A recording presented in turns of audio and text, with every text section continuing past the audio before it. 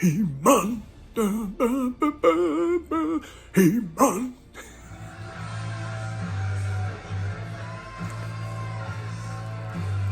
You the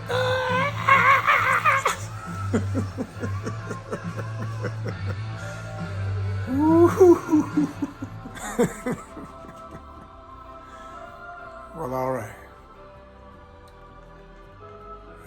Yes. We fresh up in it, y'all. We fresh up in it. I'm talking about just finished watching it. Sometimes I like to do my reviews like that, like right in the heat of the battle. You know, when it's late at night and you just finished watching that movie and my stubble's growing in and it's growing in everywhere. Because you know why? Because I'm a He-Man.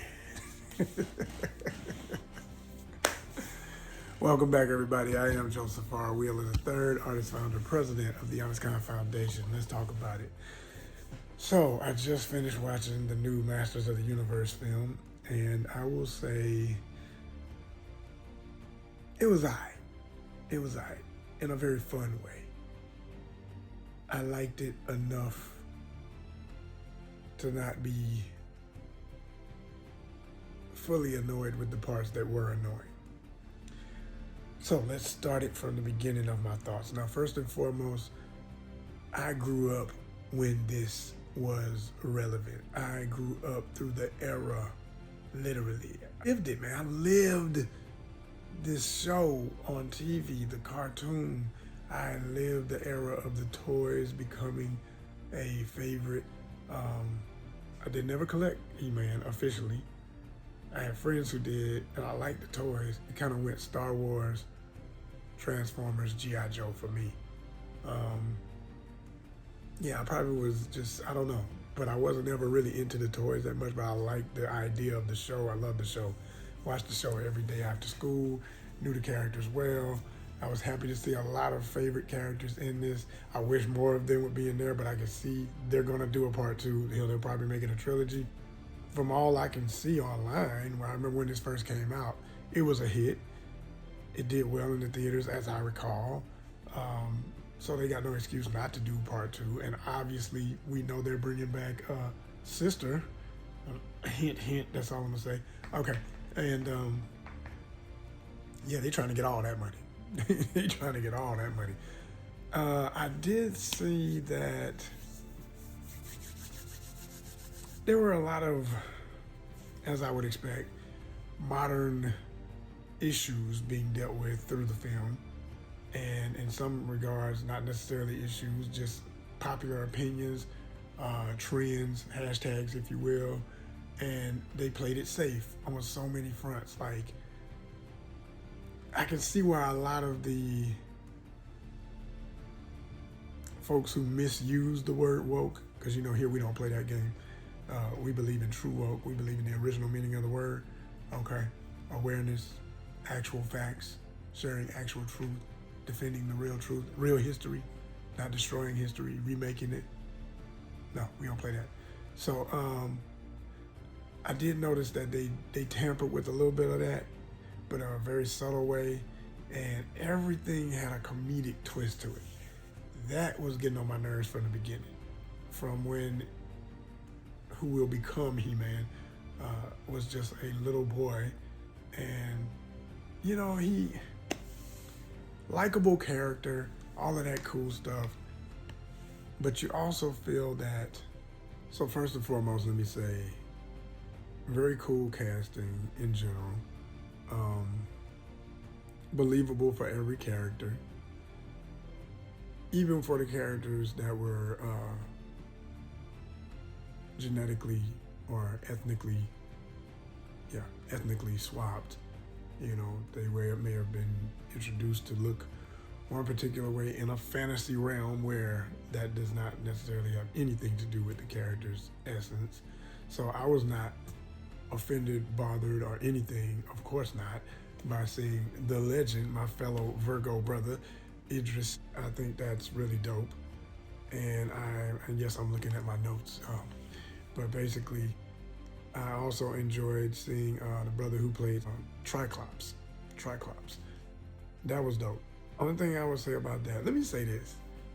You know, I was thinking about this the other day. I think a lot of our toys that we grew up with, sometimes the villains look so damn cool, it was hard to like the so-called good guys and good gals, because it's like, could y'all be a little bit cooler?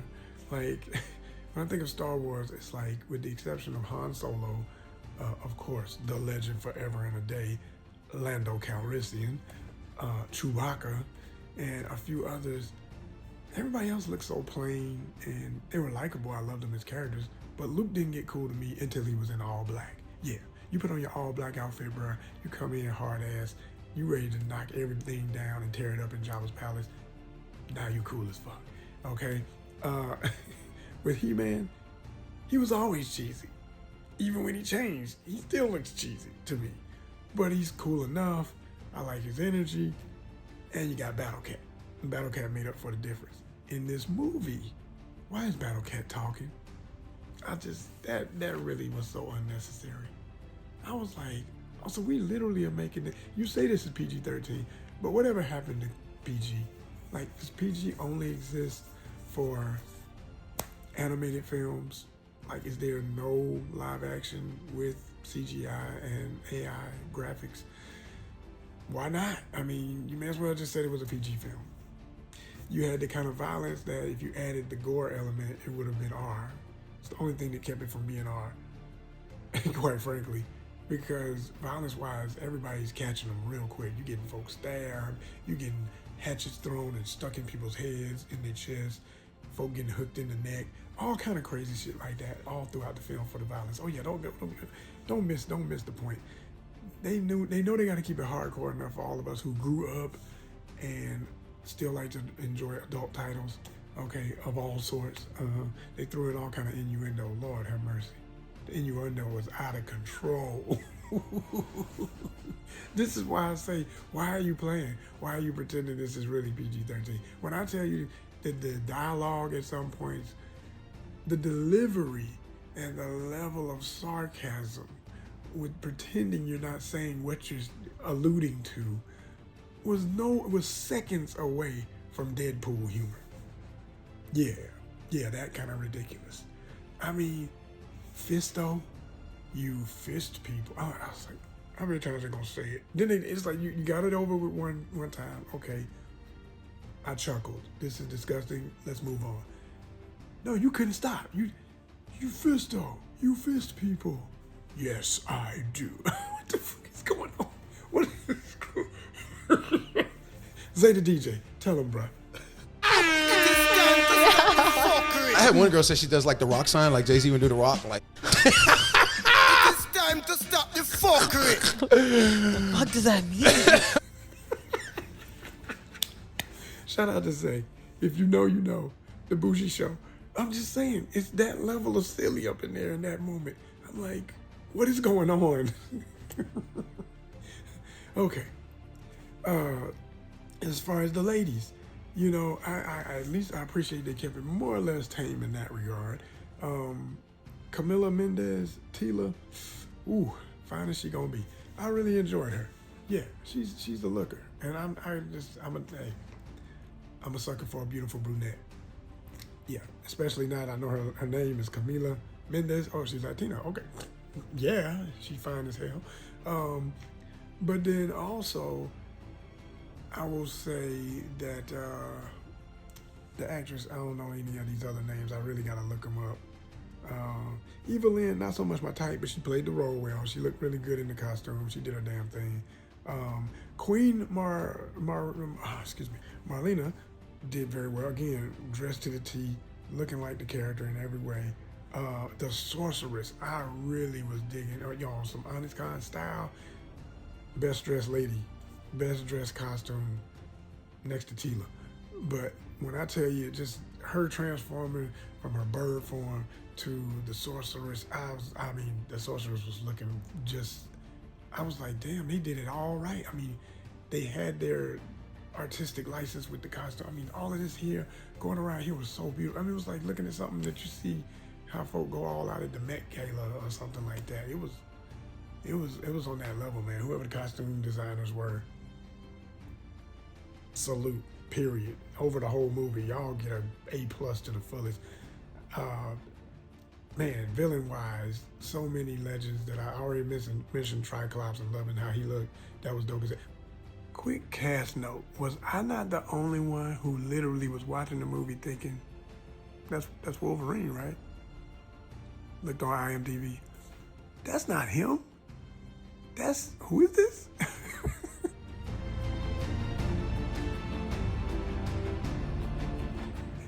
Yo, they some doppelgangers, like for real.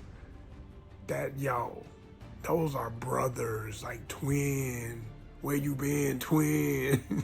my top 3: Triclops, freaking, oh my gosh, Trapjaw, man. I was stunned because, to be honest, I knew how cool he looked already because there's so much stuff online. I didn't know how early I was gonna get it. He shows up so early, you like, oh, I ain't gotta wait for this dopeness. Fly. But I'm glad they made you wait a little bit for who is my #1 villain of all time in all of He-Man. Beastman. Beastman came in. Man, when I saw the clip of the little clip that was online before I ever saw the movie, and he's stomping the rooftops of the cars and everything, like he had a sideshow stomping their roofs, like Mardi Gras Indians coming through. If you get in their way and break the parade, you gonna get stomped. You hear me? You hear me? I was like, look at this mofo here. And the fact that he stood up like a man, but he could also run on all 4 like a gorilla, because he is gorilla-esque all day, and I love gorilla characters, King Kong, etc. So that's just, man, I was thoroughly impressed. I was thoroughly impressed. He even pulled out the whip at one point, and him and who will become Battle Cat, that was, again, I saw this humor throughout the movie. There will be a few spoilers. By now, come on, man, you can watch it on Amazon. That's how I got it. Do your 30-day trial and then wipe it off if you don't feel like paying. Hello? Okay. Man, and speaking of Amazon, was not the biggest, boldest ad? He gets ran over by an Amazon truck. Boy, they got their hand in everything. Watch my videos on my experience working for that. That's a whole nother story. As the main character said, oh gosh, back to work again, right? That feeling. Which I will say this about his job. As funny as the scenes were, those were some of the funniest scenes in the movie, I will say. Especially when he is called in the office and the boss is telling him, you've got people worried about you. You're always talking about so-and-so especially. He looks out and the little wimpy guy is at his desk. He's like, oh, he ducks back. He's like, I hate so-and-so.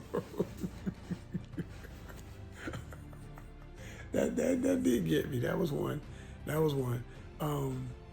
And as much as I love her as an actress, I gotta say, man, the way they did my sister, and I know she's self-aware. The fact that you got a black woman as his boss, and she's domineering, but not so much. She's kind of hokey, but she's serious, and she's tough, and she's annoying. I said, oh gosh, this is not what we need right now, man.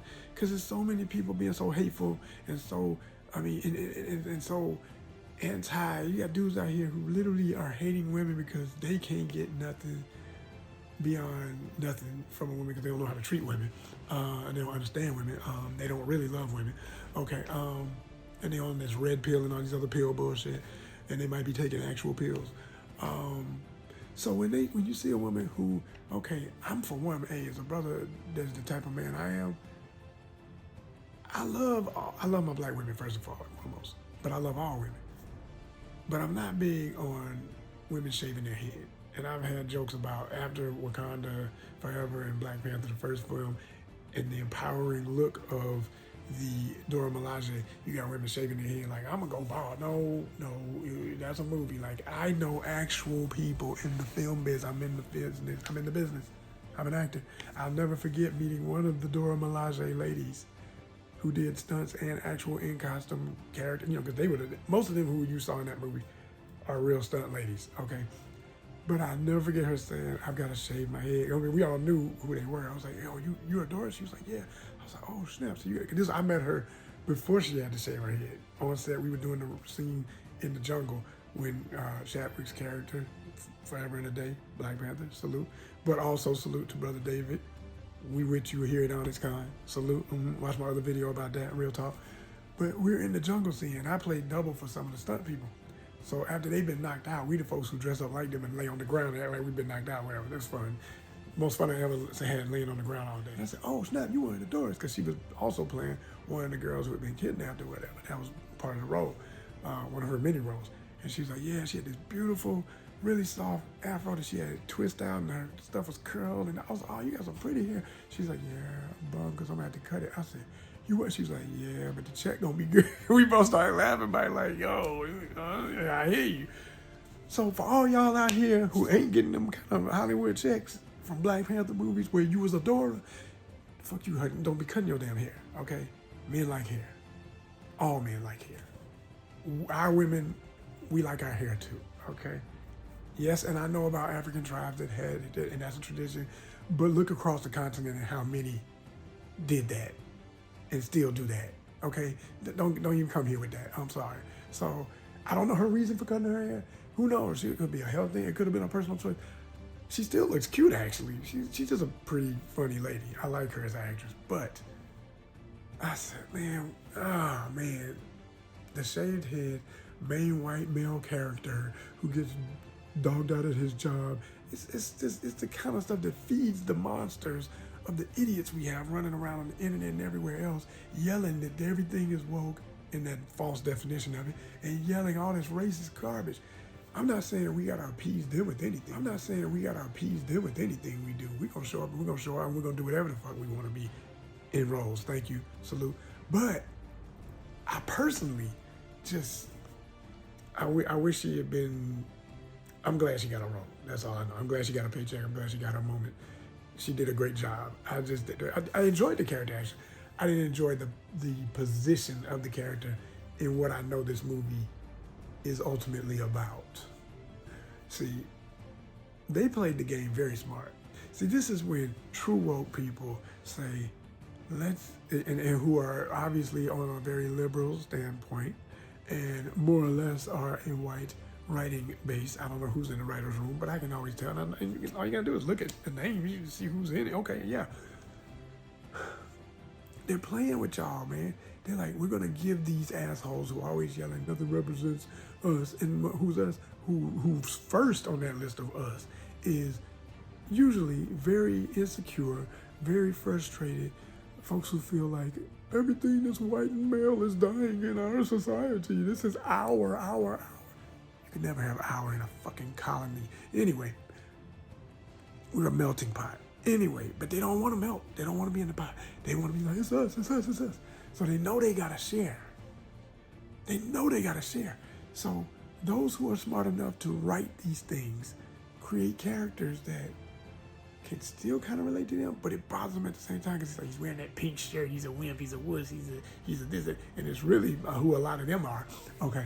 But no, he's gonna man up, and he needs swords, and you got somebody at work telling you, you know, it's not good. You're up here talking about swords. Translation: a guy who's into guns, a guy who's into any kind of weaponry.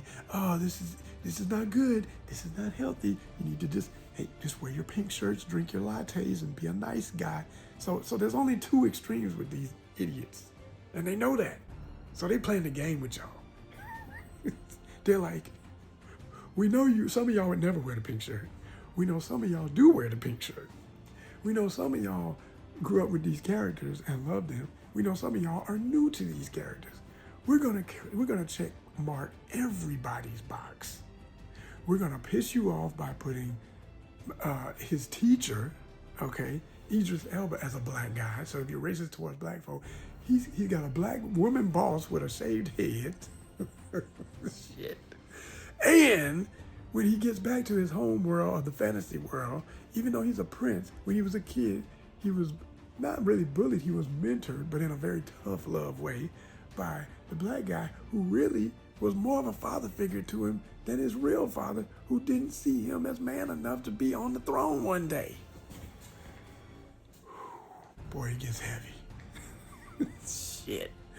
So then, Idris, as the character, man, he's literally everything you could ask for in a father figure and a great guy who falls short. can't win them all, becomes a drunkard. Okay, so now we take him down a few notches.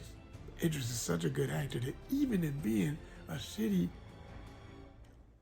surrogate dad, okay, for Tila's character, he's still an honorable man. And he's everything that this character needs, who will become He-Man. Adam needs to become the kind of man he wants to be. He gets reminded of why, even as a kid, he liked him, even though he got pestered even by his teacher. And of course, all his peers shitted on him because he was supposed to be the weak kid and blah, blah, blah, blah. Okay, so like I said, they playing a lot of angles. So it's like, as soon as you feel one kind of way, like you can relate, or you say, I can't relate, it doesn't matter. Because we're gonna make sure every market is covered. Every box of popcorn is going to be in this. We're gonna make all the money. Give me a Skeletor laugh. Shit. They are so good at playing these games with y'all and your little weird ass perspectives. They like, do you understand at this time in history, this is what I see every time I watch most movies nowadays. They literally go online and do percentages of hashtags. They're like, how many of them are racist pricks? Okay, how many of them are sexist pricks? How many of them are not necessarily racist, but they're still sexist pricks? How many of them are not sexist, not racist, but they still feel like manhood is being taken away? And we don't do the pronouns thing. That's me over here. I don't do the pronouns thing. Good, because on his desk, we're going to have his name, and it says him. So you can be just as annoyed as he is with this sap-suck job. And when he walks out finally to go get the sword that is rightfully his, you're going to be like, that's right, that's right. So they got you. They got you. And then when he gets to the shop and he literally steals, well, not really steal, but in this society, where, you know, you got to be breaking the law to be a real man. I mean, oh my God. So then he gets picked up by the popo. And I know I'm giving away so many parts of the damn stuff. I'm basically telling you the movie at this point. Not really, but watch it for yourself. Hell, the commercials did the same thing. You know what was happening when you saw the shit in the first commercial. Anyway, he's sitting in traffic with the sword confiscated with the two cops who are still picking at him. They did a good job too. It was stupid, but it was funny enough. All right. And then here comes my dude, Beast Man, tearing shit up. Tila to save the day, wake you up, let's take you home, let's get you acclimated. You gotta go through all your BS with the team. Yeah, you gotta be initiated by all the weirdos, but all the weirdos are looking cool as hell. I really liked Ram Man, and I liked that they made him Asian. Again, if there's no reason not to, I love that it's shaking up these assholes who call everything woke. He was never Asian, he was never... Fuck you.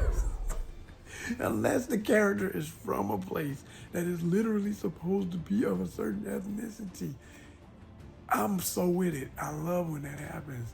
I love it. And he was a dude that I was like, Ram Man was bad at, man. He had one of the best battle moments in the whole freaking movie, man. When he came down like a missile and bombed on them dudes, I said, oh shit. This is hard as hell. I didn't expect that. I didn't expect that at all. That was hard as hell. That was right up there with Man of Arms jumping, which you saw in the commercial. I ain't giving away nothing. Leaping on the ship and bow. And going at it again with Trapjaw, man. Which, by the way, Trapjaw gonna come back. Y'all know that, right? Trapjaw gonna come back. I already saw the scene in my head. I could write it for him. It's like he pulled the bomb out of his mouth right before the ship hits the water, and before it explodes, he swims away. Come on, man. And he got to fix his jaw. His jaw is damn sure been dislocated. Man of Arms was like, you mother... He gave him the business. So you know that jaw is gone. He gonna get a whole new jaw, a whole new rig. He gonna be out. I want him to come back, man. He's always been one of the dopest villains of all time. If you ask me, him and Beast Man need to be the real freaking villains. And how Skeletor always trying to... Skeletor is like if Starscream actually took over for real and Megatron never came back and kicked his ass. You know, like, no, if he really did run the Decepticon, that's how Skeletor is. He's such a prick, man. But, like, if you know the real history of how this all came to be, it's really all about Beastman. Beastman was the one. He was the dude. And I really think that would be dope if he got his wits about him and stopped being the damn scary lion in the Wizard of Oz or some shit. Like that's how he basically is. But hey, who knows, man? I think if enough people who are in the writers' room for this next one coming, obviously, say to themselves, okay, we gave the fans who grew up with this the total love letter to what they grew up with a bunch of stuff they didn't grow up with, in a time they didn't grow up with, playing to the politics and all of the fears and bullshit that they didn't grow up with the same way, but in other ways. Let's do another one where we mix it up in the way I'm talking about. We're gonna bring back what the hell, She-Ra, man. If you already figured it out, we're gonna bring She-Ra in. That's his sister. We're gonna have Adam. He's gonna be He-Man. We're gonna have Tila and Adam get it in at some point. Come on. By then they'll be grown enough. Everybody who was a kid and everybody who's older like me will be watching it. Like, okay, we're gonna get a little kissy scene. It won't never be rated R, but at least a little kiss will be nice. All right, and yeah, we're gonna have more of the characters you missed that you wish were in it. Okay, you know what I'm saying? Can we get Clamp Champ? Speaking of my brothers, we need Clamp Champ. We need the B dude with the big eyes. We need so many characters because they did a great job of putting in a lot of real good ones. But I still need more. And the door is wide open. Fun movie. Check it out. Don't sleep on it, but don't expect it to be in any way freaking serious enough for you to not look off every now and then and do something else and still be like, okay, yeah, I'm playing chess on my tablet. You know, it was good. It was good. It was good. Enough. Peace, y'all. In the comments, respectfully. He-Man, because I have the power to block your ass.